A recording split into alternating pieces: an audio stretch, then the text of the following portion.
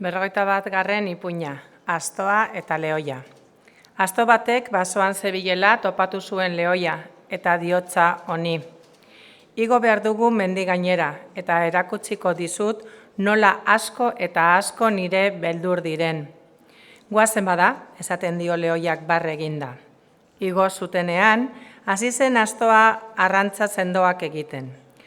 Soinu hau entzun zutenean baso hartan zeuden erbi eta kuilak irten zuten sasipetatik eta hartu zuten iesa. Diotza orduan astoak lehoiari. Ez dakuzu nola nire beldurrak atera dituen ies egiteko? Erantzun zion lehoiak. Asto jauna, erbi eta kuilari iesa hartu erazteko asko eta gehiegi da txakurtxo baten zaunka. Ez zaitez bada horren besteraino harrotu. Egingo banunik hemen orroa bat, ikusiko zenuke nola ikararen ikaraz ies egingo luketen zezenek, basurdeek, otsoek, hartzek, katamotzek, mandoek, eta norkez, zein gutxi beldurtu nauzun ni.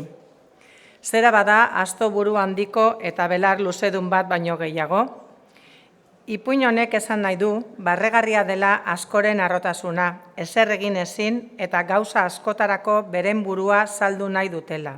Bada, izan gabe, burua handiriztea da asto arrantzaria izatea.